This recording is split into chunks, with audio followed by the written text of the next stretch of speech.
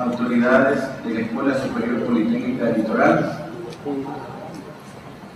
doctor David Matamoros Campuzano, vicerrector encargado de la SPORT, máster Eduardo Molina Graciani, director del Instituto de Ciencias Físicas del SPORT, máster Luis del Pozo, subdirector del Instituto de Ciencias Físicas del SPORT, máster Jaime Vázquez Tito, director del Centro de Investigaciones Educativas CICE de la SPORT, decanos, subdecanos, directores, subdirectores, profesores, estudiantes, invitados especiales, público en general. El Instituto de Ciencias Físicas, con motivo de celebrarse el 54º aniversario de creación de la SPORT, se honra en presentar su casa abierta ICF SPORT 2012, actividad que bajo un formato preestablecido se viene realizando en el mes de octubre de cada año, con el propósito de fortalecer los vínculos con la sociedad y establecer un contacto cálido, ameno, entre estudiantes y profesores de los colegios de nuestra ciudad con la comunidad politécnica. También esperamos establecer un nexo integrador y generar una simbiosis entre la sociedad y universidad. Pero a corto plazo, nuestro objetivo principal es que los estudiantes estén más comprometidos con la física y sus aplicaciones a través de las distintas conferencias y experimentos, buscando que disfruten de estas experiencias y les encuentren aplicación práctica en sus actividades, y seguros que su presencia dará realce a nuestro evento. Les damos la más cordial bienvenida a nuestra casa abierta ICF SPORT 2012. Muchas gracias. La casa abierta, que he venido realizando el curso físico durante muchos años, ha consistido normalmente intervención de profesores propios e invitados a las conferencias magistrales y estudiantes de los colegios de visitar sus laboratorios para que conjuntamente con los estudiantes nuestros politécnicos vean las experiencias de los laboratorios que tenemos nosotros.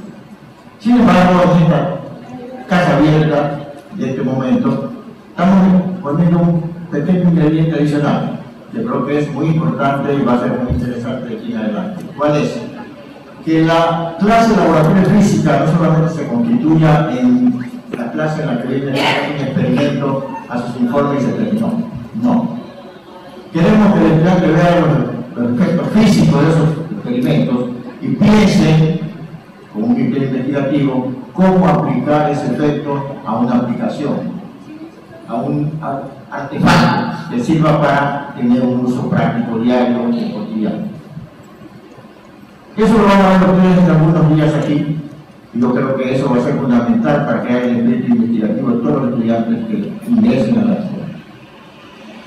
Está por demás decir que esta vez es pequeña la exposición de lo que aquí llaman los primeros laboratorios de proyectos, es lo que yo les digo, el efecto físico lo aplican en un determinado instrumento o artefacto y lo hacen para tener servicio.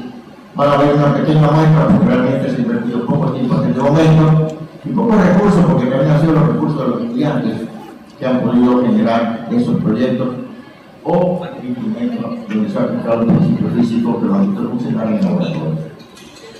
Por lo demás, probablemente decirle que me alegra la presencia de los señores estudiantes, lógicamente con sus profesores y todos los invitados adicionales, y esperemos que esto sea un éxito en progreso de los señores estudiantes. Muchas gracias. Finalmente para mí es un honor porque desde que yo estudié en el colegio siempre me gustó la física. cuando ingresé a la EPOR, de hecho fue una de las mejores notas que obtuve fue en física, y no en otras materias, a pesar de que ahora soy el director del Instituto de Ciencia Química. Pero en todo caso, cuando se piensa en física, muchas veces ustedes como estudiantes, que casi el 90% de la audiencia está conformada por estudiantes, aquellos que les gusta la física siempre les salta a la cabeza el nombre de Einstein, el nombre de Stephen Hawking, el nombre de Newton. Y cuando nos ha gustado bastante la materia física, lo pensamos ya como genios, lo pensamos como personas que inventaron algo en bien de nosotros, pero nunca nos ponemos a pensar que ellos fueron igual que ustedes. Estaban sentados en un aula posiblemente escuchando a un profesor y de repente en un momento dado no tenían pensado intentar lo que inventaron, pero sin embargo llegaron a ser un porque recordamos que son como que representan mi vida.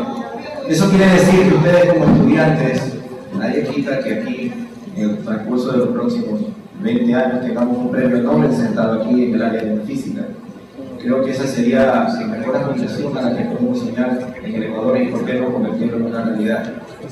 La física, de nuevo hace un rato hablaba con los profesores de la mesa directiva, en sus inicios comenzó como algo en donde nosotros podíamos ver la materia y demostrábamos que estaba ahí. En la actualidad ya no se limita a lo que vemos, a lo que observamos, sino que, como les decía, muchas veces las cosas que en la actualidad trata de demostrar la física que existe es básicamente en función de cosas que son matemáticamente demostrables, porque ya no las podemos ver. Entonces, piensen, por ejemplo, en el gran colisionador de partículas, el colisionador de hadrones que actualmente existe en Europa, en la frontera entre Francia y Suiza. Es una herramienta para los físicos que ha costado bastante. ¿Y cuál es la idea de esa? Tratar de ir más allá de lo que podemos ver. Incluso los físicos desde tiempos inmemoriales han comenzado a desarrollar un lenguaje que muy pocas personas a veces entienden. Por ejemplo, hablan de muones, gluones, materia oscura, etc. Entonces, yo pienso que finalmente la física trata de demostrar cosas que en la vida diaria nosotros aplicamos. La ingeniería no existiría si no existiera la física, porque básicamente la ingeniería se aplica a todos los conceptos de física, de química y de matemáticas. Incluso en la medicina, el sistema circulatorio, por donde la sangre de nuestro cuerpo atraviesa, nosotros podemos entender el movimiento de esa sangre a través de las arterias gracias a la mecánica de fluidos, que es parte de la física. Entonces, aprovechen estas conferencias que se van a dar durante esta semana. Los conferencistas son realmente de altura, conocen su materia, conocen su tema, y aprovechenlo. Y pregunten todo lo que tengan que preguntar. No se queden con la duda. No es tonto preguntar, es tonto el que no pregunta. Entonces, por favor, aprovechen, queda inaugurado este evento y bienvenidos al deporte. Este es un mapa que se lo voy a presentar yo un par de veces más adelante para ir cronológicamente tratar de entender en qué se basa fundamentalmente el modelo estándar, de dónde nace la idea del hombre de escudriñar la estructura de la materia. Esta es prácticamente la historia de lo que es el universo basado desde el momento de la gran explosión, la gran inflación, donde comienza el hombre a intentar averiguar de dónde provienen estas partículas, aquí es donde nacen los aceleradores de partículas, y lo que finalmente lo que nosotros tenemos actualmente en el momento de la Esta es la zona donde los grandes aceleradores de partículas que se tienen en la actualidad están tratando de interpretar, ¿no es cierto?, lo que el hombre más o menos conocía sobre la existencia de estas partículas, pero provenientes de los grandes reactores que hay en el universo, que son las grandes estrellas, algunas de ellas que explotan, y esa radiación viene a nuestro planeta en forma de radiación cósmica. Veamos cómo el hombre inicia desde hace muchos años, aproximadamente 2.400 años, a preguntarse sobre cómo está estructurada la materia. Esto es lo que se conoce como un modelo en física. Es decir, es algo que los físicos utilizan cosas del vivir diario para poder explicar, ¿no es cierto?, cosas que son bastante difíciles vernos, ¿no es cierto?, en la vida cotidiana. Esa es una modelo, pero eso no es un modelo físico, no, definitivamente. Como les decía, los modelos físicos explican verdades que no son familiares, ¿no es cierto?, utilizando cosas que nosotros vemos diariamente prácticamente. Y muchas veces estos modelos que los físicos utilizan, pasa el tiempo, tienen que modificarlos, ¿verdad?, porque los modelos dejan de ser actuales, ¿no es cierto?, y no obedecen muchas veces a la realidad, como es el caso que ustedes ven aquí. Eso prevaleció por mucho tiempo, la gente lo acepta. Estoy casi seguro que cualquier profesional de cualquier ciencia interpreta que eso se trata de qué cosa. Claro, ¿no es cierto? Y que esas bolitas forman el núcleo, y que las bolitas que dan vueltas son los electrones. Pues, ¿a quién ha hecho un electrón que forma una bolita? Imagínate, ¿no es cierto? Pero es un modelo que en su momento fue válido.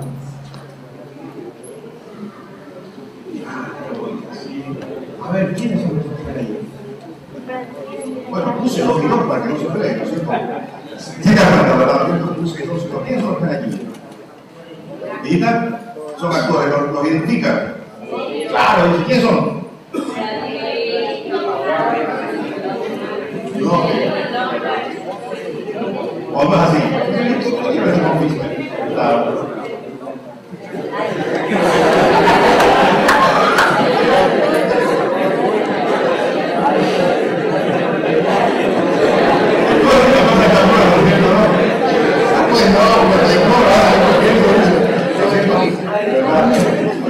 Pero ella quiere saberlo, ¿no es cierto? Pero es que piensa que es él, no, claro, a él sí. Pero eso es difícil que le pegue, ¿verdad? Claro, nosotros, lo que más o menos tiene algo de conocimiento en física y que no se limita solamente a las fórmulas, sabe que este es el padre de la química básica, ¿no es cierto? De Dalton, se parece bastante a su director de física, ¿no es cierto? Claro.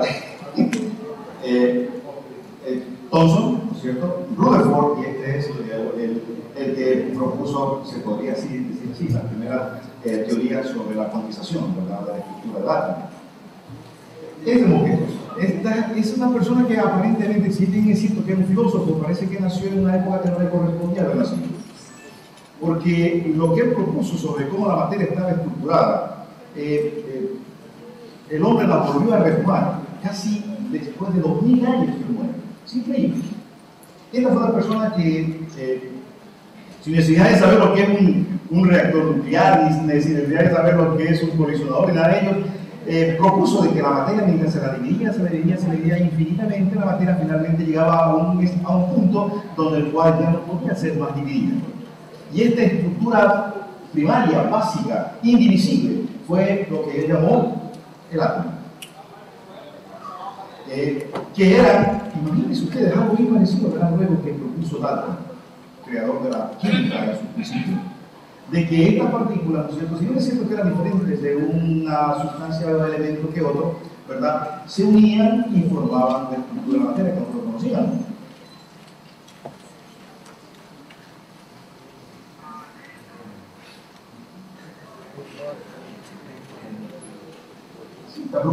No sé por qué se por más de 2000 años.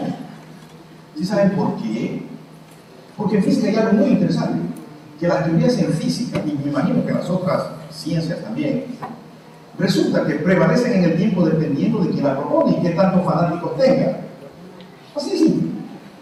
Si en física usted propone una teoría, por más válida que sea, si no hay un equipo de científicos jóvenes que estén prestos para subirse en el tren de esa teoría, queda olvidada.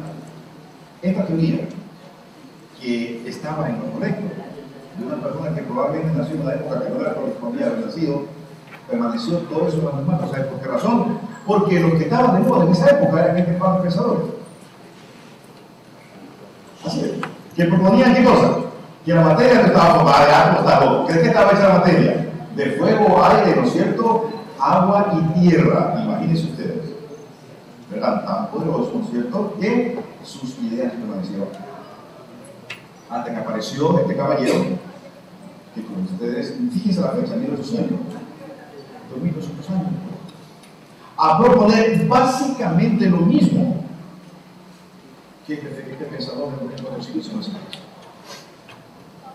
Claro, con unas pequeñas variaciones, en el sentido de que, ok, perfecto, son un poco diferentes, siguen siendo esferitas, ¿no es cierto? Pero las esferitas de un átomo, de un cierto elemento, son distintas que el otro y se pueden combinar entre ellos, ¿ok?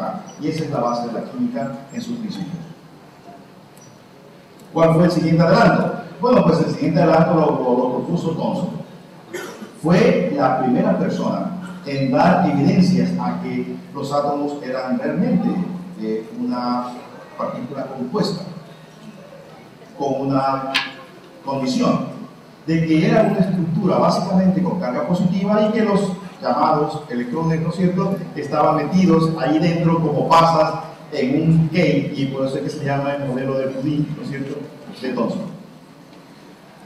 Siguiendo en esta historia, luego aparece Rutherford, y esta fue la persona que, haciendo un experimento que él mismo creía se iba a dar resultado, cogiendo una lámina de oro, comienza a bombardearla con núcleos de átomos de helio, sin protones con neutrones, y lo que él esperaba era de que esa estructura prácticamente compacta, se sabía que las cargas positivas se referían a esa época, ya Coulomb ya lo había propuesto, lo que se esperaba era de que estas partículas, en el momento de que colisionaran esta lámina, mayoritariamente deberían, ¿qué cosa?, salir rebotando. Pero ¿qué fue lo que él encontró? Que la gran mayoría de esas partículas atravesaban la lámina de oro. Y unas muy pocas salían rebotando, e inclusive en dirección contraria a la dirección en donde impactaban la lámina. Conclusión de que estas partículas que impactaban esta lámina, que no era muy gruesa, apenas es un espesor de aproximadamente 400 diámetros atómicos, y aún así la gran mayoría atravesaban esta lámina.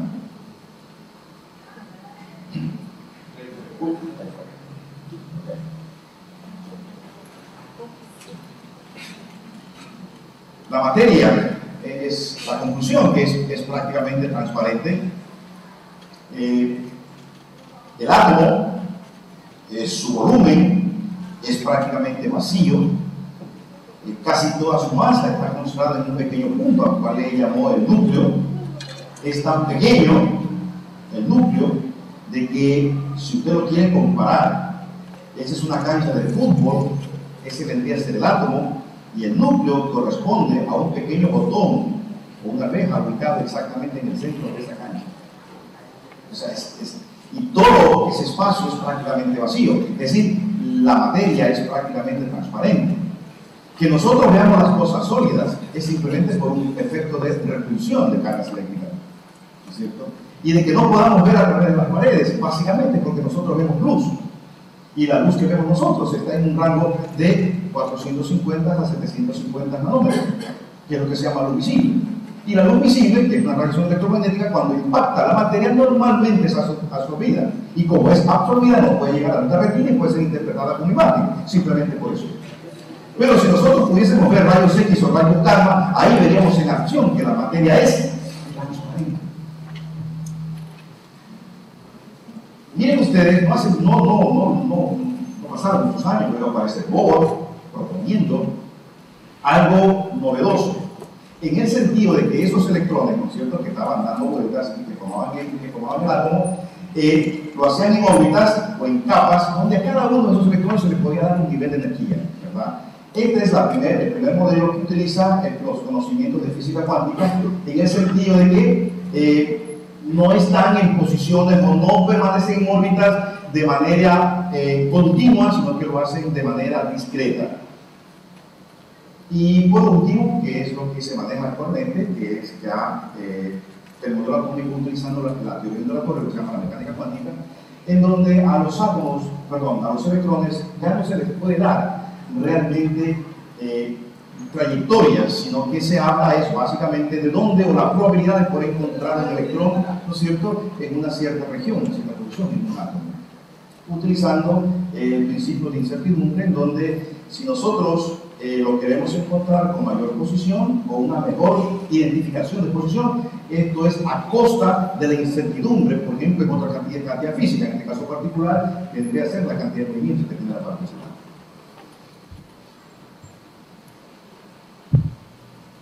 Muchos piensan, muchos creen, y es clásico, de que el hombre ha entendido cómo está estructurada la materia y cómo se estructura el núcleo a partir del desarrollo de los aceleradores de partículas. Esto no es cierto. Esto no es verdad. Porque el hombre, antes de desarrollar aceleradores de partículas, ¿dónde estaban ya los aceleradores naturales? ¿Dónde estaban los grandes generadores de partículas? Estaban en las estrellas, exactamente, así es. Y lo único que tenía el hombre que observar es qué cosa. Cuando esas partículas impactaban con las partículas en nuestra atmósfera y generaban, ¿no es cierto?, una cascada de ellas, y ahí es donde se comenzaron a identificar, inclusive los quarks, la mayoría de ellos fueron identificados a partir de este colisionador natural que tenemos nosotros en nuestra atmósfera. Lo que el hombre hizo es desarrollar los grandes colisionadores, simplemente la verificación, ¿no es cierto?, de cómo se originaron estas partículas o cómo se originan realmente. Esta es la historia, miren ustedes, el año 1929. Este es uno de los primeros aceleradores de partículas. Este es el ciclotrón, ¿verdad? Aquí ustedes pueden ver las 2D, que es donde en un potencial alterno se hace o se acelera el electrón, luego con un determinado campo magnético para desviarlo y obtener. Normalmente se lo utilizaba para producir radiación, rayos X, haciendo revolucionar con ciertos objetos metálicos. Este es un primo ya de una generación posterior. Este es el ciclotrón, ya con campos magnéticos más intensos, diferencias potenciales más grandes, miren, 3 gigaelectronvoltios. Estos son aceleradores lineales, estos no utilizan un campo magnético, estos utilizan solamente diferencias de potencial para acelerar partículas. Normalmente aceleran electrones, ya que un electrón necesita más de 1800 veces menos energía para acelerar un protón. Este es el orgullo de los gringos, este es el acelerador de partículas, este es el Tevatron. Hasta hace unas décadas atrás, este era el acelerador más potente que había aquí en este planeta. Fue superado solamente por el acelerador de hadrones, que es lo que vamos a mencionar más adelante. Aquí es la casa del Fermilab, aquí es donde se descubrió el top quark de Leon Lederman, que inclusive en base a un texto, un libro que él escribió, es lo que ahora al bosón de Higgs se lo conoce como la partícula de Dios.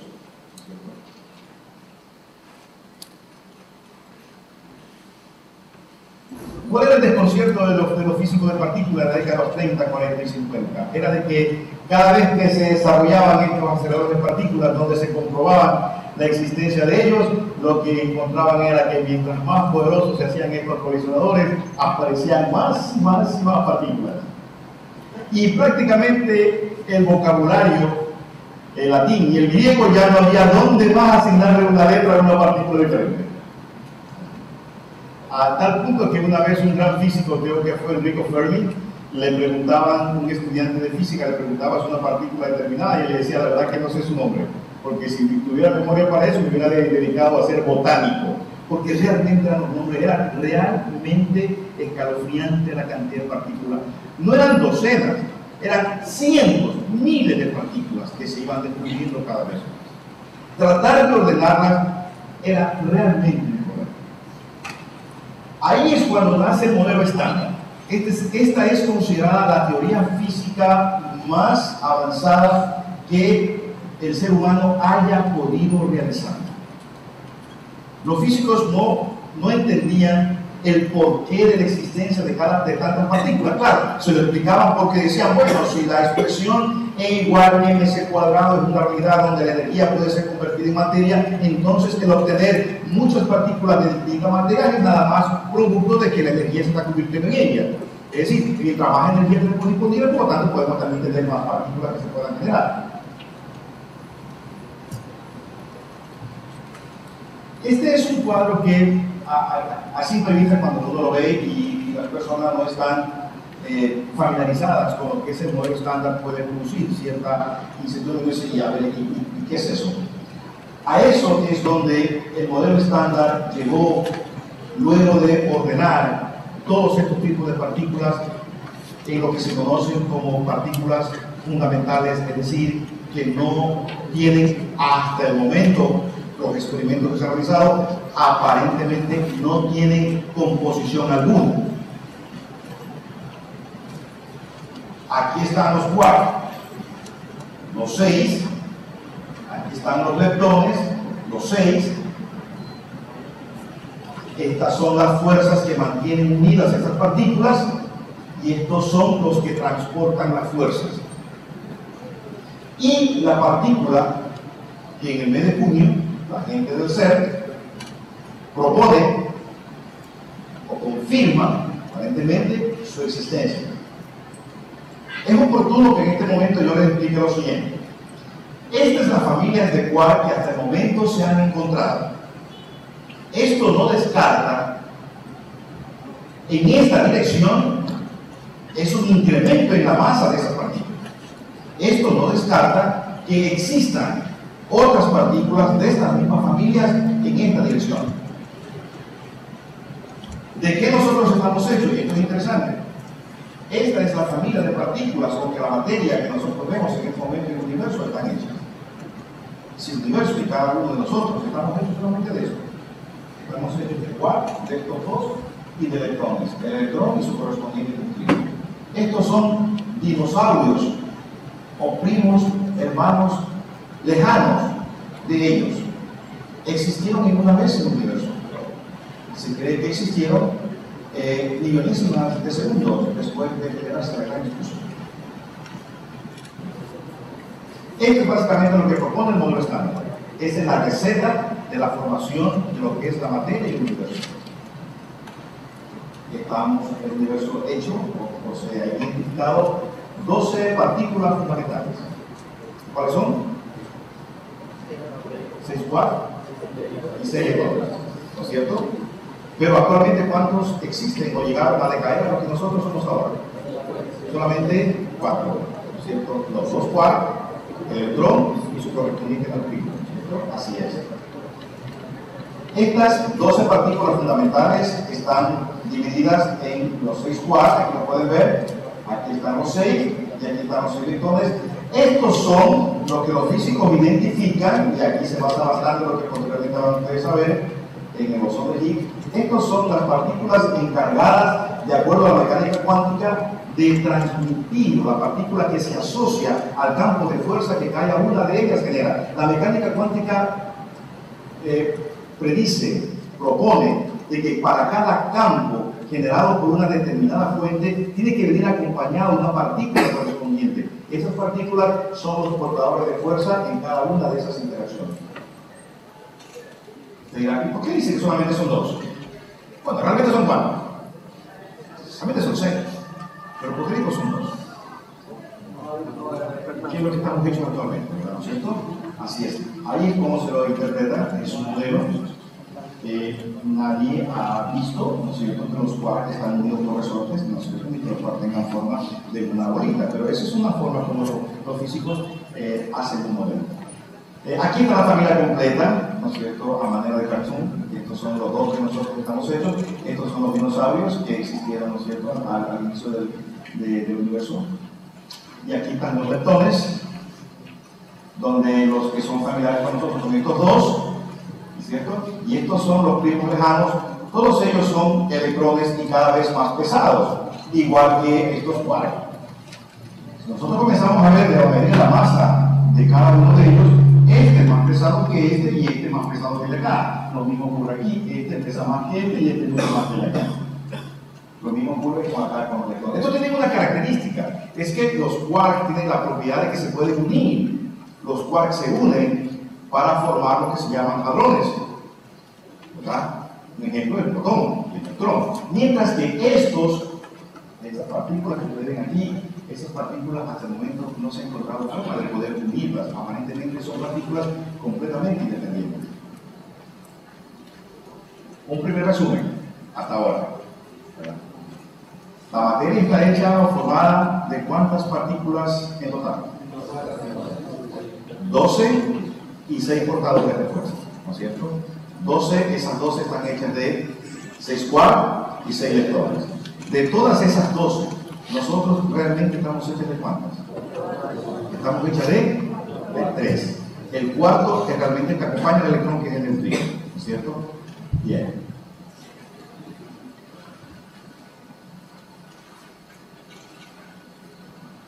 ¿Cómo puede usted explicarse?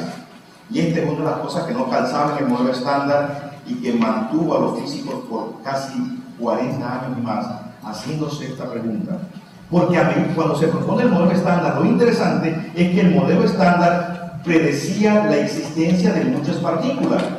Lo interesante del modelo estándar es que a medida que pasaba el tiempo, los aceleradores se hacían mucho más poderosos, se iban encontrando cada una de estas partículas e iban cuadrando este modelo. Pero algo que el modelo no podía explicar era por qué razón partículas físicamente sin volumen, que se llaman partículas puntuales, porque no existe diferencia física entre lo que es el top quark, que aunque se grafica como una bola grandota, no existe diferencia entre esa partícula y lo que es un electrón. Pero el top quark es 100.000 veces más pesado que el electrón. ¿Por qué entonces estas dos partículas físicamente sin volumen tienen qué cosa? Diferente masa. ¿Qué es lo que hace que la materia, que nosotros, tengamos masa? ¿O qué es la masa? Esa es la gran pregunta que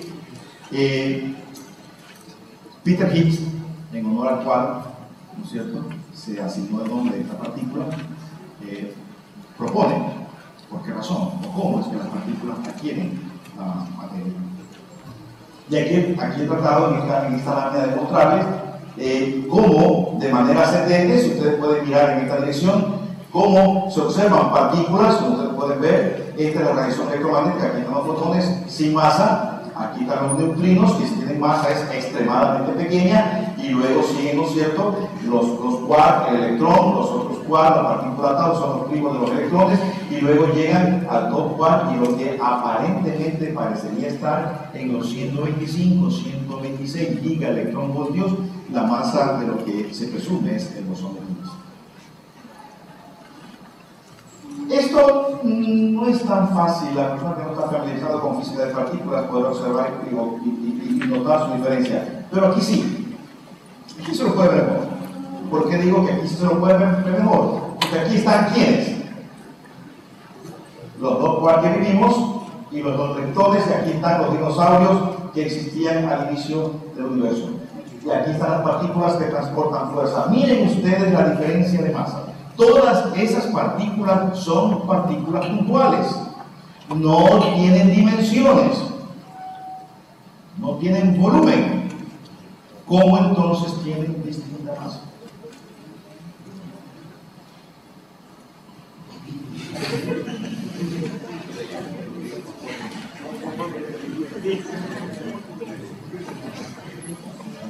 ¿Por qué razón?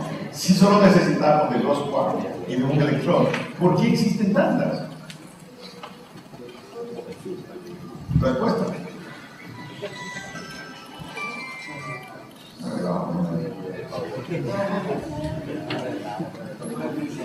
Pues la respuesta es muy usada.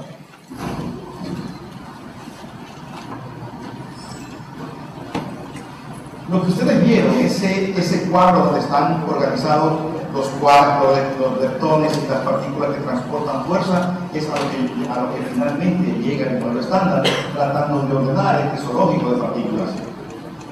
Pero aquí es lo interesante.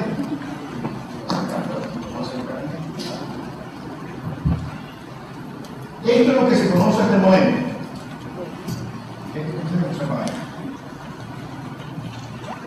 Esto se puede unir, sí. ¿Qué forman la unión de este par de partículas? Protones y neutrones. ¿Cómo se llaman? No sé si ustedes habrán escuchado, a veces la prensa dice el gran colisionador de protones. ¿Se han escuchado? Y otra vez se dice ¿qué cosa? El gran colisionador de hadrones. ¿Se han escuchado? Y uno dice, a ver, ¿qué mismo diablos son? ¿Son protones o son hadrones? ¿Se han escuchado eso, verdad? ¿Qué son? Es lo mismo, exactamente así. Porque los quarks, cuando se forman hadrones. Y el protón y el neutrón es un hadrón. Así. Y pertenece a una familia que se llama fermiones. Eso no vamos a hablar hoy. Lo interesante es que estos dos se unen. Lo mismo que sus primos antiguos o sus dinosaurios. Pero lo interesante es que estos no. La pregunta es, si este tratamiento, muy similar a lo que esto vendría a ser como la tabla periódica de la familia de partículas fundamentales, la pregunta es, ¿hay más allá más partículas? La respuesta es que no se sabe. ¿Qué se requiere para ello? ¿Qué se requiere? Más energía para hacer colisionar esos hadrones. Hay una colisión. Eso es básicamente lo que hace un acelerador. Eso es. Eso no es seguro. Lo que ocurre en el acelerador de hadrones es que viene un protón, ¿cierto? Viene otro, que se los hace dar vueltas y vueltas y cada vez aceleran más y más hasta que alcanza 99.666, perdón, 99.999999 6 veces 9 la velocidad de luz. Y luego a través de un squeeze, un campo magnético, se les coge, ¿cierto? La sección transversal cuando está viajando y colisionan, ¿no es cierto?, en masa en miles de millones de eventos por segundo. En el momento de la colisión, ¿qué es esto? Se puede generar cualquier tipo de partícula sin que ésta viole el principio de incertidumbre de la acción.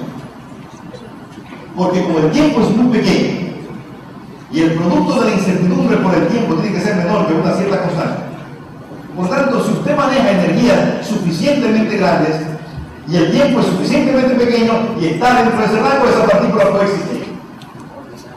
Pero ¿qué es lo que no puede ocurrir nunca? Es que goza, ¿verdad? ¿Qué es lo que ocurre luego de una colisión de partículas?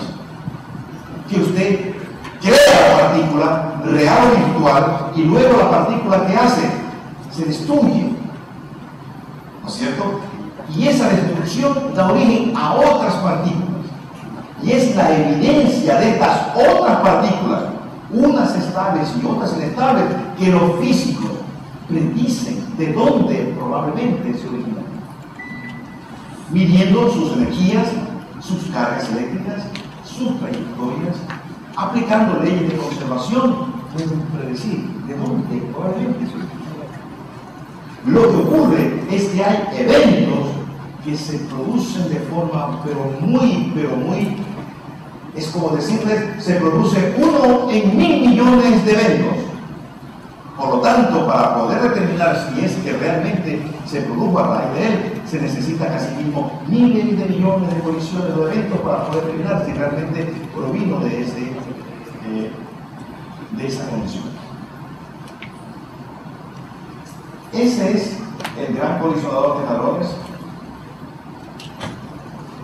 Esto es simplemente lo que se ha hecho es trazar una circunferencia porque el tubo, por decir así, donde se hacen viajar estas partículas está realmente a 100 metros bajo tierra. Aquí ustedes pueden observar 1, 2, 3, 4, son los 4 grandes detectores de partículas. Los 2 más grandes es el CMS, que está liderado por el MIT, y el otro es el Atlas, que es donde están la mayoría de científicos de la Comunidad Europea. ¿Cuál es la diferencia de los dos? El CMS es básicamente cámaras fotográficas, cámaras de fotografía, que captan imágenes cada 20 nanosegundos en radiación infrarroja, radiación visible, ultravioleta y rayos X. Y este es el Atlas, que fundamentalmente son cámaras de detección, es decir, lo que se conoce como efecto térmico, por efecto, tipo calorímetro. Son los que se pueden ver. Aquí lo pueden ver, miren, este es el tubo, aquí es donde viajan los electrones, perdón, los protones de los hadrones, aquí está 100 metros bajo tierra, esto mide 27 kilómetros de longitud, y esta es una imagen real de una de las pantallas de televisión de plasma en donde se observan en las simulaciones en el momento que se produce una colisión al interior de esa cámara. Este es el Atlas. ¿Qué ocurre durante el tiempo que dura la colisión? Buena pregunta. ¿Qué se produce aquí? Energía pura. Así es. Esa energía pura puede dar lugar a qué cosa? A partículas. Una o múltiples partículas. Pero lo que no se sabe específicamente aquí, en el caso del colisionador de hadrones, es si realmente lo que se obtiene el producto de esa colisión realmente correspondía a un bosón de Higgs. Ya lo vamos a ver.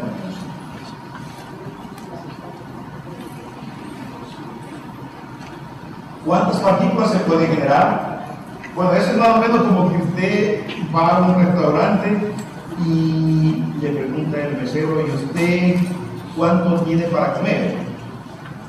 Y usted le dice: bueno, apenas tengo $1. Bueno, le traigo un pan. ¿En serio? Sí. O le dice: bueno, pues tengo $100. Bueno, pues le trae igual un plato. Tengo $1000. Imagínense usted, le trae toda la cocina. ¿Qué ocurre aquí? ¿Qué pasa cuando usted ofrece $1? ¿Qué está ofreciendo con eso? Es la energía del acelerador. Cuando usted ofrece $100, ¿qué ocurre? Más energía del acelerador. Quiere decir que usted, mientras más ofrece energía, ¿qué le entrega el colisionador? Perfecto, más partículas que yo. Así es. Este es el concepto de materia que nosotros tenemos normalmente. La cantidad de sustancia en un cuerpo presente. Eso no responde a la pregunta. De acuerdo al modelo estándar, la masa es una característica que tienen las partículas bastante similar a lo que usted define como carga eléctrica. La carga eléctrica es una propiedad que tienen las partículas. Unas partículas tienen carga eléctrica, otras partículas no. Es el mismo concepto que el modelo estándar aplica al concepto de masa. La masa es una característica que tienen las partículas. Unas partículas tienen, otras partículas no. Por eso no responde la pregunta.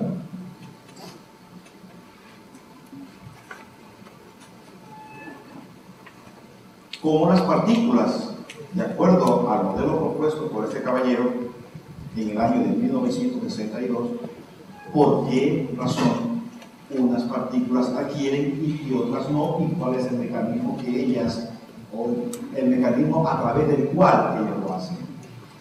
La propuesta que hace Higgs es la siguiente. Al momento de que se produce la gran explosión, se generan partículas, todas ellas viajando a la velocidad de la luz. De manera repentina, a medida que el tiempo y el espacio comienza a expandirse, el espacio comienza a ser permeado por una característica bien especial. Es lo que se conoce con el nombre del campo de Higgs. Es decir, es más o menos como que el universo se convirtiese en una piscina y esta piscina repentinamente comienza a congelarse. Y peces que se movían en el interior de ella, unos siguen moviéndose sin inundarse y otros, por efecto del rozamiento, comienzan a moverse con menor velocidad. Los que mueven sin inundarse prácticamente no pierden nada de su energía cinética, mientras que los otros, por motivo de arrastre, comienzan a perder su energía y esa energía comienza a transformarse en materia. De acuerdo a la teoría de Albert Einstein, la energía y la materia son mutuamente convertibles. Usted puede convertir materia en energía y puede convertir energía en materia. Aparentemente, el campo de Higgs tiene la característica de que hayan partículas que compartan al mismo tiempo energía y materia. Por eso es que se ven partículas que son casi energía, como por ejemplo el electrón, y hay partículas que son casi 100% materia, como por ejemplo el top 4. En el momento que se crea este campo, de acuerdo a la mecánica cuántica, todo campo debe ir acompañado por una partícula fundamental, una partícula de intercambio de fuerzas. Esto es lo que se llama el bosón de Higgs. Entonces, es este bosón de Higgs, a través del campo que interactúa con las partículas que ingresan a él. Más o menos así. Entra un electrón, entonces estos bosones muy poca interacción tienen con él, muy poco arrastre le presenta, por lo tanto, él va a presentar una inercia bastante pequeña. Entra un top quark y básicamente el arrastre que se genera es tan grande que prácticamente toda su energía se convierte en masa. Ese es el modelo más aceptado de lo que probablemente es lo que ocurre y las características por las cuales las partículas adquieren masa. Ahora bien, ¿cómo detectar la presencia de esta partícula? ¿Cómo saber si realmente esta partícula existe? Ahí es donde se desarrolla lo que ahora ustedes pueden ver, el gran colisionador, y que es anecdótico porque Peter Higgs, cuando propone la existencia y envía su paper a la Sociedad Europea de Estudio de Áreas Nucleares, fue rechazado, no le aceptaron el trabajo de él. Él lo coge, le pone unos párrafos más, lo reescribe y lo envía a la Sociedad Americana de Física, y ellos toman el trabajo de ellos. Y ahí es donde los físicos de partículas jóvenes que estaban interesados y desconcertados con el modelo estándar, que no se podía explicar en la materia, comienzan a subirse en el tren de esta novelería de este campo. Así es como se desarrolla esta teoría. Y de manera irónica, ¿quién es el que construye el gran acelerador? La Comunidad Europea, que originalmente le rechazaron el trabajo de Higgs e invirtieron 10.000 millones de dólares. Increíble. Y se mantenía la guerra entre quién lo encontraba primero. En Estados Unidos, el Fermilab, al mando de esa gran mente que es Leon Lederman, ¿no es cierto?, el descubridor del top quark, y por otro lado la Comunidad Económica Europea a través de sus países asociados en el gran colisionador. Hace su primera prueba, ¿no es cierto?, y mandan al máximo de energía 7 trillones de electronvoltios de energía y repentinamente el acelerador explota. Permanece parado por un largo tiempo. Se incrementan los trabajos de investigación del Fermilab tratando de adelantársele para poder ganarse y tener el orgullo los gringos de haber encontrado esta gran partícula, pero nunca lo iban a lograr. Jamás, porque el acelerador del Fermilab apenas llega a 1 teraelectronvoltios, mientras que el acelerador de hadrones llega a 8 teraelectronvoltios, 8 trillones de electronvoltios, por lo tanto estaban completamente lejos de poder lograrlo.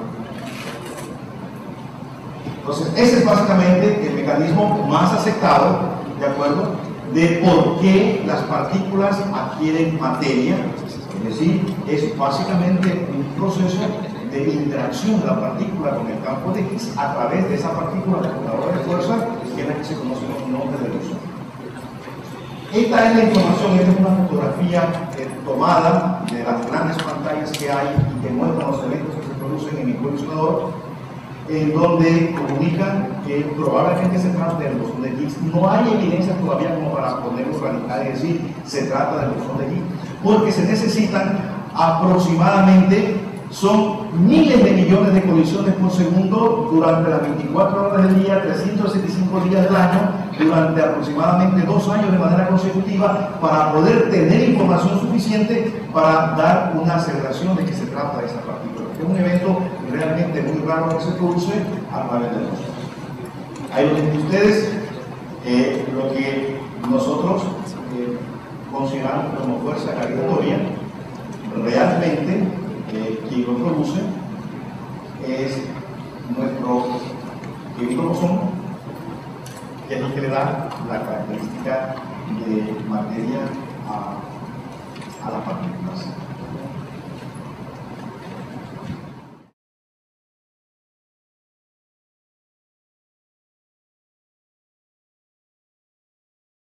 Digamos así valores. Este vale L1.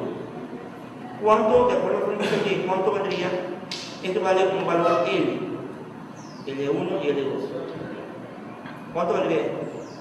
Si esto fuera 60, 30, Si pongo aquí 50, esto valdría 50. Y esto de acá valdría raíz de 3 por 50. Lo pueden aplicar en la fórmula.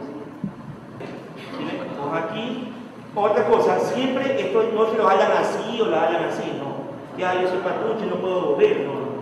Ahí, pon un patucho como sea, ¿no? Esto es siempre perpendicular, vamos. Ahí la mía que me comienza a temblar el brazo, ¿no? Bien, ¿eh? ¿Cuánto marca acá, por favor?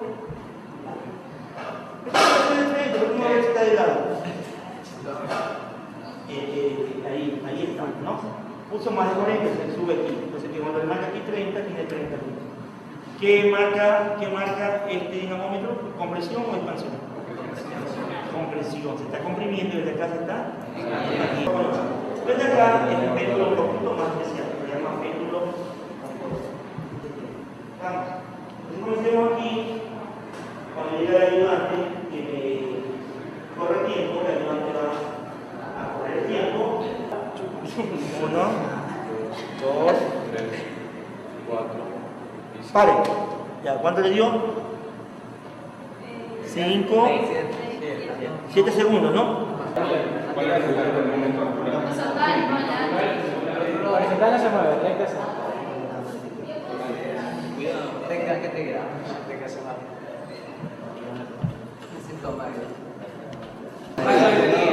Mejor vamos más entendido. Dígale que entienda lo que nada. Bien entendido. Ahora cierre. Cierra. Ábralo. Cierre.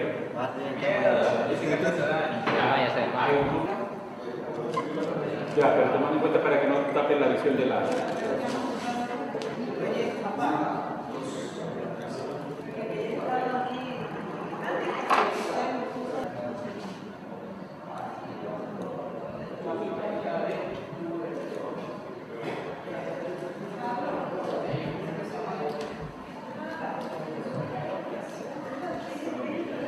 Esta gráfica de velocidad tiempo es la que muestra el sensor de movimiento y cuando se quiere eliminar la aceleración, lo único que tiene que hacerse es señalar los datos muestreados y eso que se sobre en amarillo, el programa calcula la pendiente de la red. Entonces aquí saldría el valor de la pendiente que representa la aceleración del móvil con su incertidumbre. Entonces, para ese dato, de esa fuerza y esa aceleración, se registran varias corridas para poder graficar finalmente fuerza versus aceleración.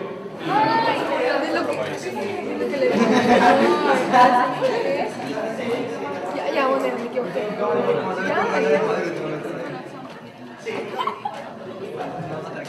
Que no estima nada, ¿de acuerdo? Entonces, nosotros aquí, con estos diapasones, nosotros en la práctica encontramos la velocidad del sonido. Por favor, observe ahí, pase, porque aquí es siempre tocando, ¿no? Para que ustedes vayan aprendiendo, pásenle por favor a los niños. Pero ustedes tienen que haber visto que tiene un número. Sí. Ya, ese número es la frecuencia de ese diapasón. Y si ustedes hacen una analogía, corresponde a las notas musicales. Listo, entonces yo vengo, hago la misma situación. Se perdió. Eso, se perdió. ¿Por qué? Porque otra vez, solo hay una resonancia, hay un eco, dependiendo de la altura correspondiente a quién. A cada uno de los diapasones. Y los estudiantes tienen que hacer eso. Coger, pegar fuerte y escuchar. Claro, ¿no? ¿Qué pasó ahí? Ya. ¿Cuál es el medio más denso, menos denso? Ya. ¿Por qué? Eso. Transversales, ¿no? ¿Y longitudinales? Eso. ¿Se dan cuenta? Ahí está la física, tranquilito. Señores estudiantes, colegas profesores, invitados especiales, directivos del instituto, señor conferencista, estimados estudiantes, tenemos la conferencia del doctor Peter Isa, quien tiene un doctorado en física y va a contribuir en esta casa abierta con un granito más de conocimiento. Así que lo damos con ustedes al doctor Peter Isa en la conferencia relacionada con física moderna. La charla que yo les voy a dar está relacionada con los acontecimientos que ocurrieron desde 1890 hasta el siglo pasado. Entonces lo que voy a hacer es una pequeña reseña histórica de lo que ocurrió hasta antes de 1890, donde empiezan ya a surgir nuevas ideas acerca de qué es lo que está pasando a nivel atómico. Esta persona, todo su esfuerzo científico se vio plasmado en este texto, conocido como Principios, en donde coloca ahí todos sus conocimientos, de Newton habla sobre óptica, ¿sí? Habla un poco sobre las integrales diferenciales. Una persona que le dedicó toda su vida al desarrollo de la ciencia. Pasemos ahora a lo que Maxwell realizó los estudios de lo que se conoce como teoría del electromagnetismo. Es decir, que conjuga tanto la parte de electricidad, ¿sí?, en donde se sabía ya, llegó a ver que dos cuerpos cargados positivamente se repelen. De la misma manera, dos cuerpos cargados negativamente, pero un cuerpo de carga positiva y carga negativa se atrae, ¿verdad? En la naturaleza los cuerpos están en estado neutro, ¿sí? Ahora, ¿cómo hago yo para obtener un cuerpo cargado positivamente o negativamente?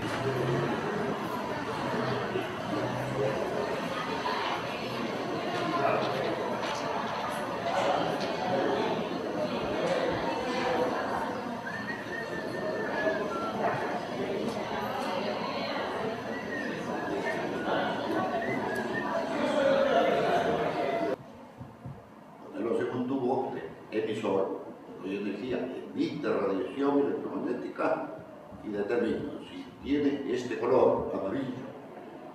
Voy a la tabla, veo la longitud de onda, digo, tiene helio.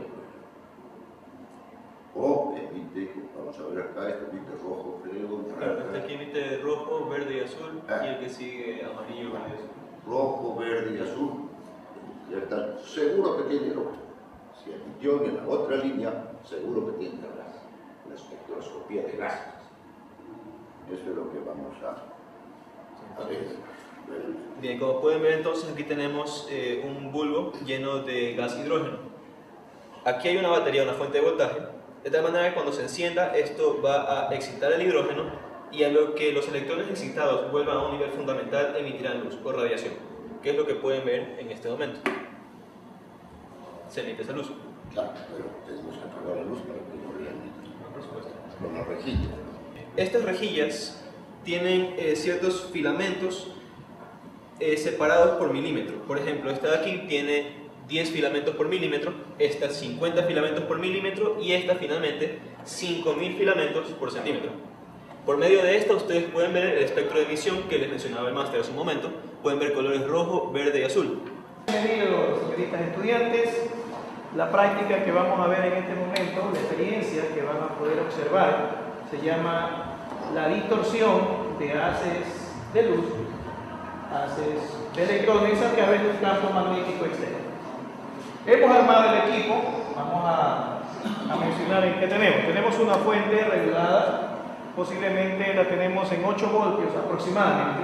Tenemos un tubo de rayos catódicos, en la cual va a fluir la cantidad de electrones de un lado hacia otro. Tenemos un ferrete de inducción de Ruhmkorff, que es simplemente un transformador. Un transformador es un dispositivo que aumenta el voltaje. Recibe 10 y nos da hasta 15.000 voltios, como un ejemplo, ¿no? Pueden apreciar que aquí tenemos un haz de electrones, ¿no? Eso que ven ustedes es un haz de electrones. Ahora, uno puede decir, bueno, los electrones verdes los puedo ver, han sido verdes.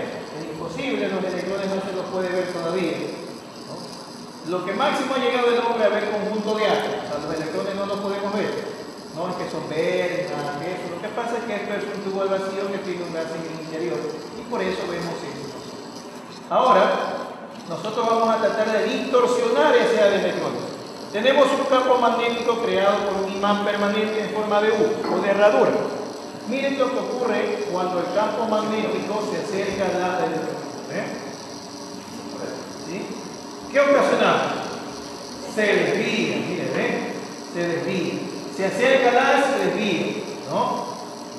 Volteamos la polaridad del campo magnético, ahora va en dirección contraria.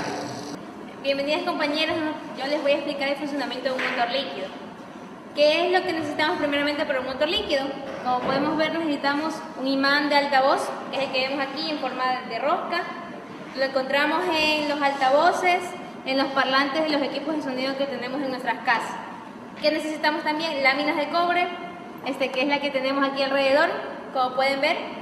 Láminas de cobre. A las láminas de cobre hay que soldarles unas pequeñas lengüetas que vemos aquí, porque aquí van a ir agarradas unas pinzas, que ya mismo les explico.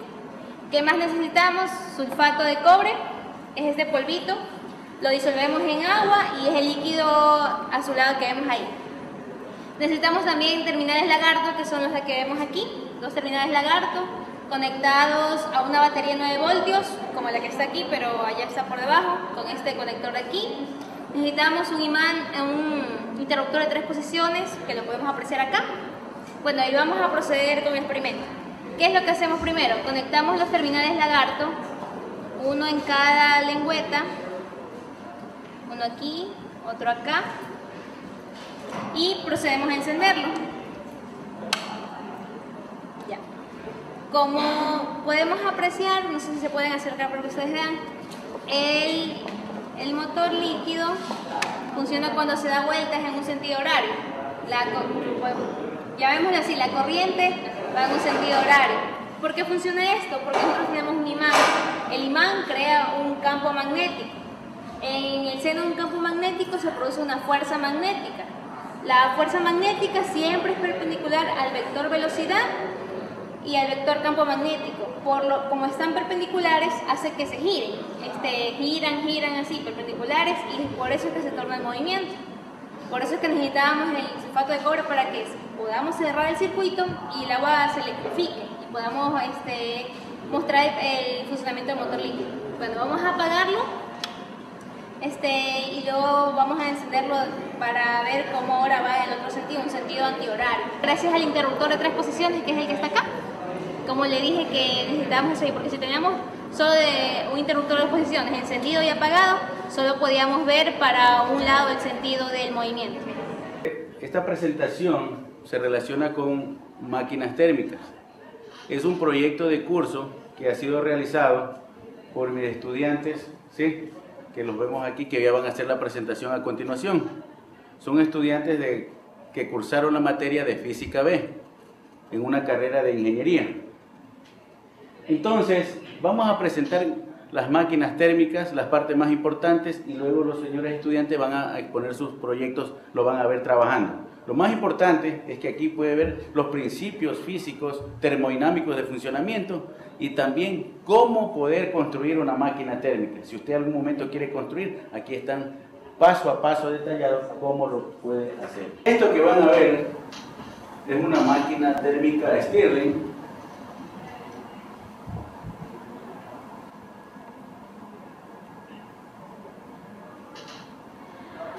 En su pleno trabajo, como le decía, recibe calor, ahí está la fuente de calor, mueve un pistón y realiza un trabajo mecánico y rechaza calor, ¿sí?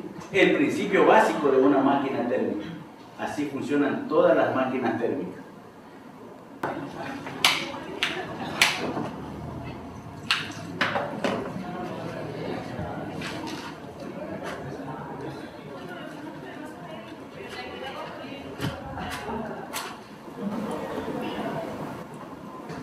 Bueno, como ustedes podrán observar, lo que es la llama es muy considerable en este proyecto. Necesitamos que nuestro sistema se caliente lo suficiente para que pueda empezar a girar y tenga una mayor eficiencia. Como lo ven allá, se calienta más rápido, por lo que va directo al tubo. En cambio, aquí tiene que haber la diferencia de temperatura, por lo que colocamos agua bien helada. Bueno, aquí como puede ver, como explicó el ingeniero, esto cumple un ciclo. El ciclo, bueno, el ciclo lo hemos dibujado aquí, entonces no se lo puede ver bien. Consiste de 2 procesos isométricos y 2 isotérmicos. Por ejemplo, aquí es donde entra el calor. Como ustedes vieron un momento esto estaba quieto. Aquí esta parte está en un volumen constante. Como aumentamos la temperatura, esto aumentó la presión. Esto se expande, el aire caliente se expande hasta el punto más bajo. Entonces, como no sé si algunos pudieron visualizar, se infló el globo. Entonces, este proceso en el que se expande es el que realiza el trabajo, para atrás. Entonces, en el punto más bajo, que es el de aquí, ya no está la fuente de calor. Este es el punto más frío. Entonces, como está el aire al ambiente, la temperatura es menor a la de acá. Entonces, la presión baja. Y ahí mismo, como ustedes ven, ahí el volumen vuelve a su normalidad. Como podemos apreciar aquí, el funcionamiento básico de la máquina térmica, que era que le damos calor, realiza un trabajo mecánico y rechaza calor al medio ambiente. Vemos como aquí el compañero le da calor mientras el agua se calienta, está realizando un trabajo mecánico que es mover las dos rueditas que están aquí. Y como podemos, si se acercan un poquito, ven cómo sale un poquito de calor aquí, esta parte está caliente, porque inevitablemente tiene que rechazar calor porque no se ha construido ninguna máquina térmica que cumpla la eficiencia al 100%. También podrán observar que se ha perdido la potencia de la máquina y debido porque el agua se está calentando y ya no se da la diferencia de temperatura. Que el agua esté muy fría es importante para que la máquina siga rodando. Esto es lo que se debe al principio de lo que es el ciclo estírico. Estas máquinas son muy fáciles de construir. Como ven, nosotros usamos aquí materiales reciclables como cartón, latas, así como también en este caso el tubo de ensayo. Buenos días, señores estudiantes, distinguidos conferencistas, máster de Luis Castro Iturralde, señores estudiantes.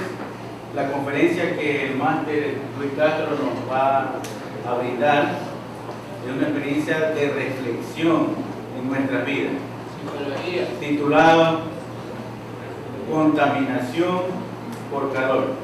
Todo el mundo conoce cuál es el problema, los actuales momentos de la contaminación, los diferentes eventos, de los diferentes ámbitos del desarrollo del hombre.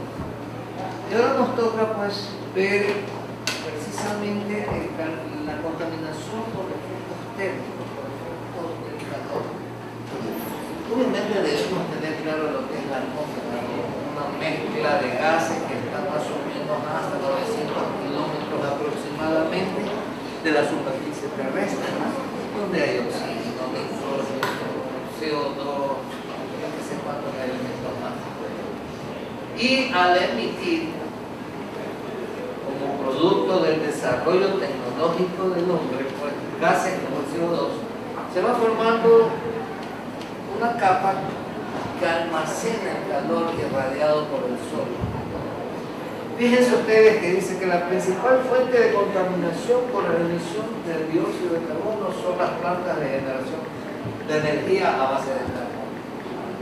Y no solamente a base de carbón, sino el petróleo, ¿verdad? Sus derivados, el gas, el diésel, el búnker y otros más de origen del petróleo, pues producen esta sustancia nociva. Miren ustedes la cifra de 2.500 millones de toneladas al año. Buenos días, estimados estudiantes, profesores, distinguido máster Luis del Pozo, nuestro conferencista. Estimados estudiantes, el máster Luis del Pozo tiene amplia experiencia en la enseñanza de la física, tiene una maestría en física en la Universidad de Ucrania, es subdirector del Instituto de Ciencias Físicas. De lo que hoy vamos a hablar es del movimiento de fluidos, pero un movimiento especial de fluidos, ¿verdad? Que tiene una serie de aplicaciones y sobre todo son muy extraños y tienen unas propiedades muy singulares, ¿verdad? Estos son los llamados vórtices toroidales. Esto que vemos aquí, ¿verdad? Es un vórtice toroidal. Un toroide, pues como ustedes, es una figura geométrica, pero es una dona, ¿verdad? Eso es un toroide, ¿verdad?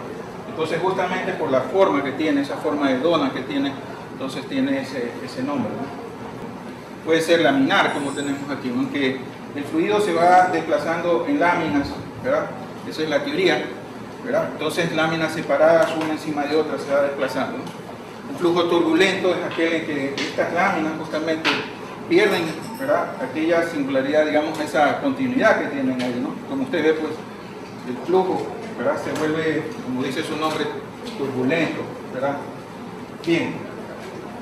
Un segundo punto que hay que tener claro es el asunto de viscosidad. Entonces, un fluido que tiene viscosidad, ¿verdad?, que se desplaza en capas como estas, como las que acabamos de mencionar, y que tiene viscosidad, entonces cada capa tiene velocidades distintas, ¿ya? De manera tal de que aquella capa que se encuentra en contacto con el recipiente que lo contiene, la velocidad es cero, ¿verdad? Es decir, por ejemplo, si ustedes tienen un vaso con miel, por ejemplo, que tiene una alta viscosidad la miel, entonces usted quiere verter la miel, entonces en las paredes del vaso se queda pegada la miel, ¿no es cierto? ¿Y por qué? Porque no fluye, es decir, está con una velocidad cero, ¿verdad? Entonces progresivamente la miel se desplaza, ¿no es cierto? Bien, entonces en función de estas dos propiedades, ¿verdad?, la viscosidad y este movimiento laminar que tienen los fluidos turbulentos, entonces quizás podemos entender qué es lo que es un vórtice toroidal o anular, ¿no? Entonces ya le decía al comienzo, el toroide es una forma de dona, ¿verdad?, es una figura geométrica que tiene una forma de dona.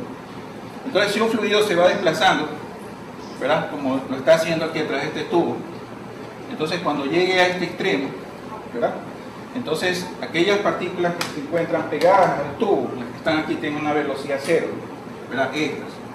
Pero aquellas que van acá tienen una velocidad distinta de cero, se mueven. Entonces el resultado de esta circunstancia, entonces estas partículas, como llevan velocidad y las que están adelante, las que están tocando el fluido se mantienen, entonces se empiezan a remolinar formando este torbellino que ven ahí.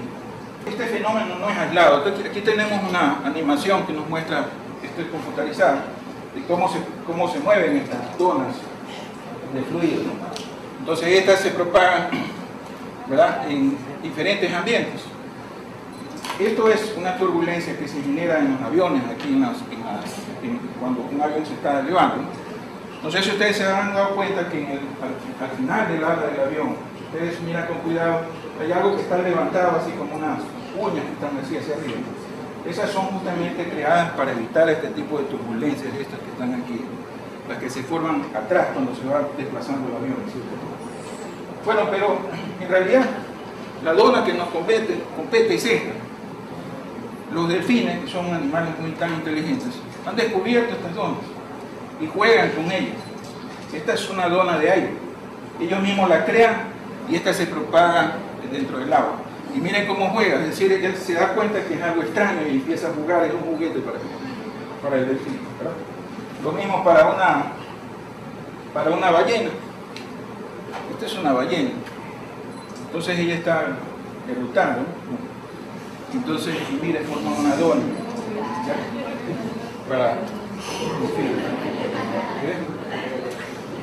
Ya, entonces estos son los vórtices.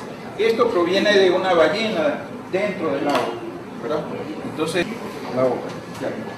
Entonces ahora, un volcán, ¿verdad? Mire, este es el Etna, ¿verdad? Entonces esta turbulencia, este vórtice se va propagando en el aire, como está ahí.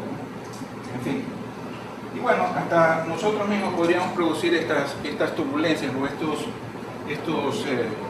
vórtices, ¿verdad?, dentro del agua, ¿no? Entonces simplemente soplando dentro del agua. Bueno, y este es el más, digamos, el que podría asustarnos realmente. Esta es una bomba nuclear. Entonces lo que vemos aquí es un vórtice también, un vórtice anular, un vórtice toroidal, ¿verdad? Entonces, con el mismo mecanismo que explicábamos hace un momento, ¿no? Este es un cañón de vórtices, ¿ya? Entonces, este es el cañón de vórtices. Entonces, ¿cómo funciona? Funciona y produce un vórtice de aire. ¿Cuál es la ventaja de tener un vórtice de aire? Que este vórtice mantiene una masa constante y esa masa constante transporta cantidad de movimiento a grandes distancias, ¿verdad? Entonces, ¿Cómo se produce? Pues lo que pasa es que aquí hay un pistón, ¿verdad? Aquí, ¿verdad? Que empuja el aire hacia adelante. Entonces al encontrarse de frente, no con una abertura total, sino más bien con una cavidad, y aquí un tope, ¿verdad? Entonces el aire rebota aquí y se produce aquí justo en la salida el fenómeno del que hablamos hace un momento. Entonces se empieza a enrollar el aire y forma esta lona, ¿verdad? Bueno, entonces ahora, si yo tuviera una vela, ¿verdad? Y me dijeran, bueno, feliz cumpleaños y todo eso, quisiera apagarle a esta distancia, a lo mejor no puedo hacerlo, ¿verdad? Pero yo he traído esos vasitos para decir que efectivamente la cantidad de movimientos que transmite el cañón de vórtice, el vórtice mismo, puede llegar hasta ahí. Casi no pude darle a todas, es que yo no veía por dónde estaba la gota, cómo se va a propagar. Entonces no puedo apuntar. Entonces lo que podemos hacer, ¿verdad?, es hacer visible la gota, ¿verdad? Entonces lo que vamos a hacer es poner aquí, inyectar algo de humo, ¿verdad? Entonces, con un poco de humo, ¿verdad? Entonces vamos a hacerla visible, ¿ya? Pero no solo eso, mire, esta es una lona, digamos, un cañón comercial. Pero yo también me puedo hacer uno nacional, pues un propio, ¿verdad? Este funciona tan bien como es, incluso está mejor. ¿Ya?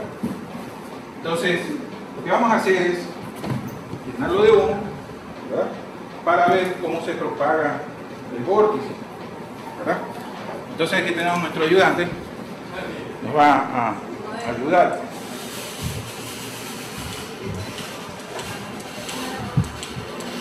Ya, ok.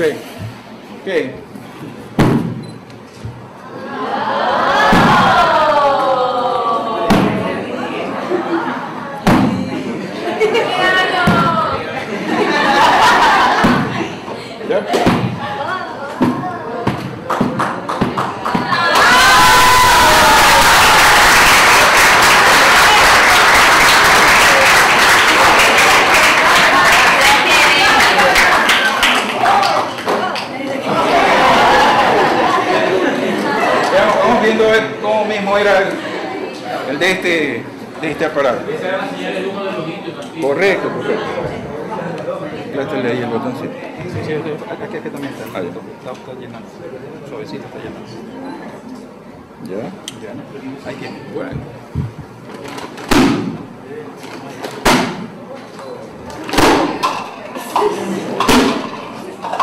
¿Sí? Ahora sí podemos ver. ¿Sí?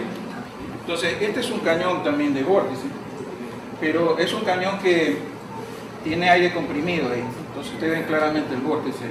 Cuando esto se dispara hacia arriba, entonces supuestamente podría estimular la lluvia. Eso todavía no está totalmente probado.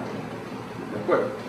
¿Ya? Entonces, y finalmente hay gente que se exagera, y aquí nuestro pequeño cañón que teníamos de cartón, miren el tamaño que han hecho estos japoneses. Ellos están aquí, miren. ¿Sí? Esto tiene 40 metros de alto. Está a 20 metros de distancia.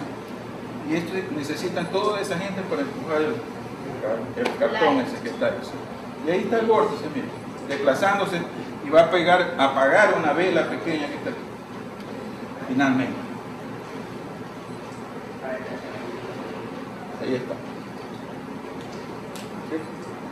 Ese es el vórtice, ¿verdad? Es que como es tan grande, entonces parte de la masa se va perdiendo. Es como la explosión nuclear esa que, fíjense, llegó a los 20 metros y apagó. Bueno, yo no quería aburrirlos, ahora que lo hayan logrado. Y yo les podría aconsejar que de pronto, si necesitan un proyecto para su curso de física y algo de eso, pueden hacerse un cañón de esto, ¿verdad? Tiene un gran alcance. Así que, bueno, yo les agradezco mucho.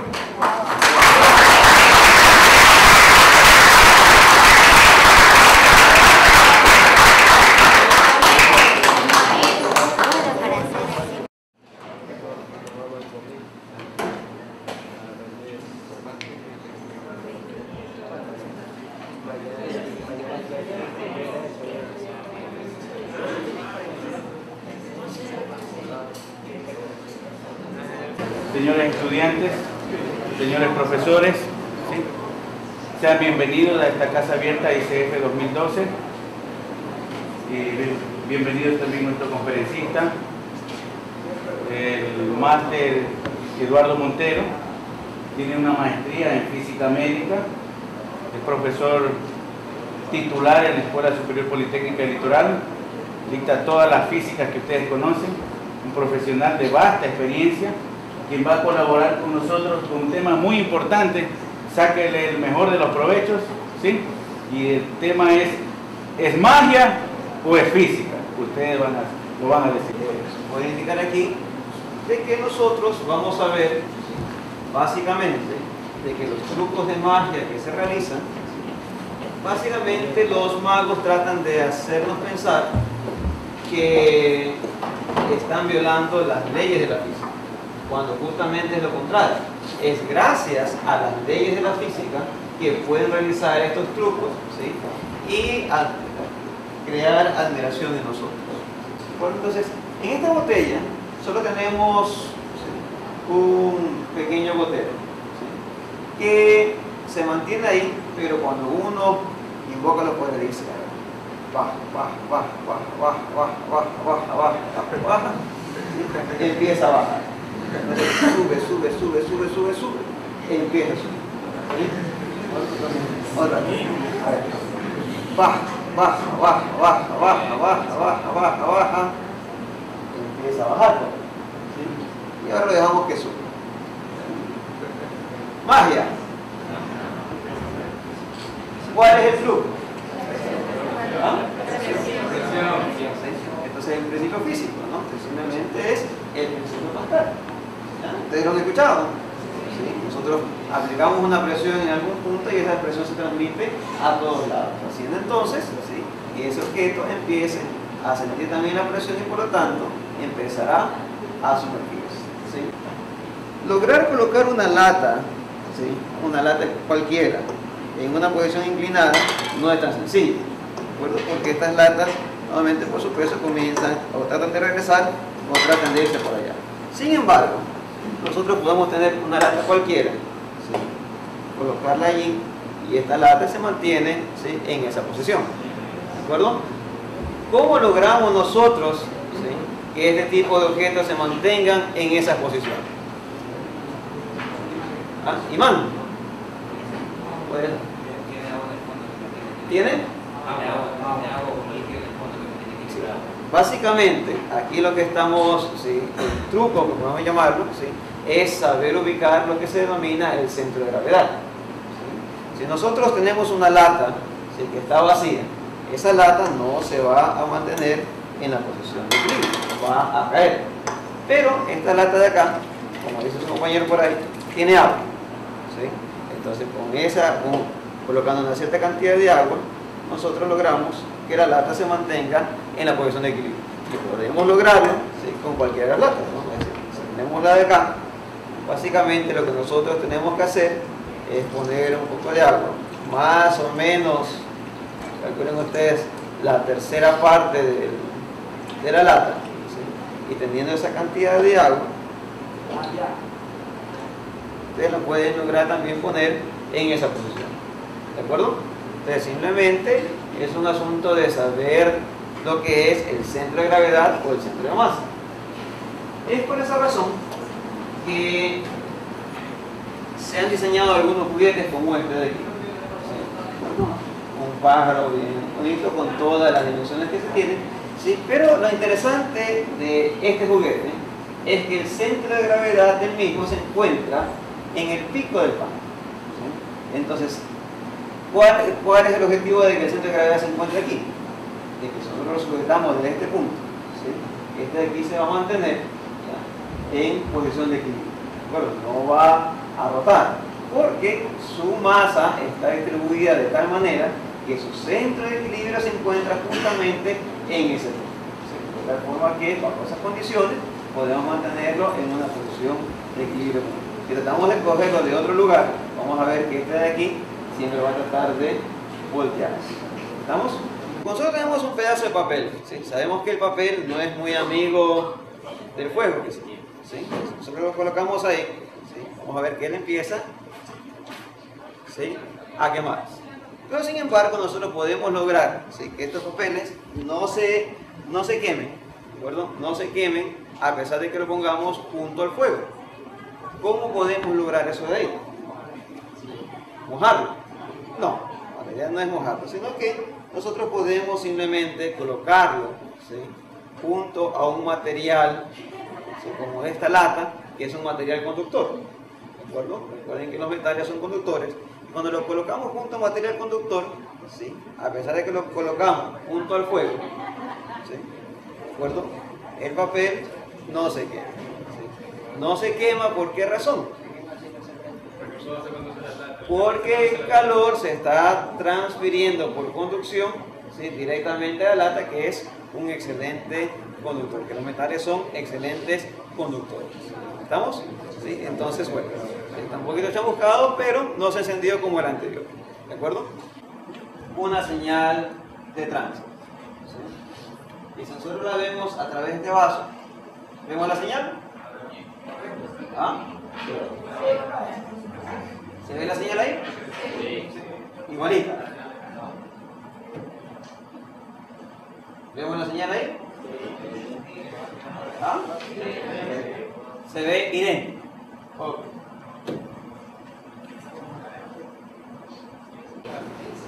Cuando tenemos cerveza en cambio, tenemos un problema. ¿Qué pasa con esa señal?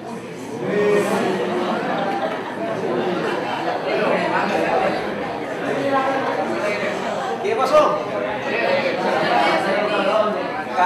La señal cambia de dirección. Entonces, si alguien está manejando y tenemos una señal que dice que hay que virar para la derecha, ¿qué le va a pasar? Y ahí vienen los accidentes de tránsito. Ok. ¿Dónde está el truco? Son vasos de vidrio, ¿sí? Eso no es ningún problema. ¿Sí? ¿Ya? Entonces, ¿cuál es el problema? La forma que tienen estos vasos. ¿Sí? Este es un vaso completamente circular. ¿Sí? El de acá tiene, ¿sí?, es más o menos rectangular. ¿Sí?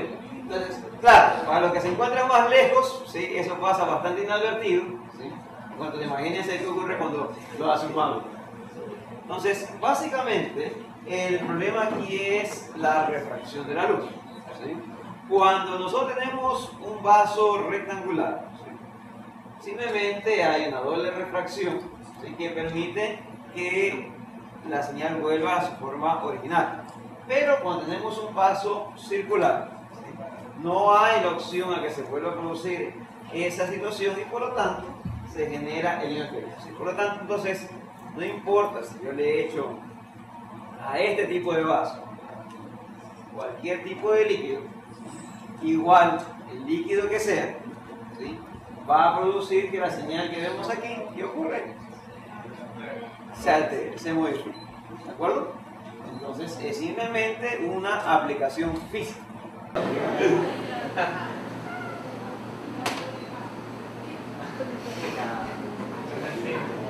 ¿Por qué tanto suma? ¿Sí? ¿De acuerdo? ¿Qué pasó? Básicamente aquí lo que tenemos es manejar es lo que se conoce como la tensión superficial. Generalmente cuando nosotros inflamos estos globos, hay partes del globo que no se encuentran completamente estiradas. Y esas partes son las que nosotros tenemos que buscar, ¿sí?, bueno, porque son las que pueden soportar la mayor presión. Inclusive, ¿sí?, hasta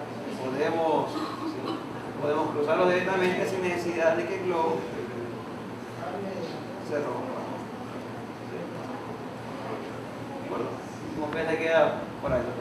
Momentos para preparar el truco. Déjenme probar que el aro es sólido. Puedo decirles que sí lo es.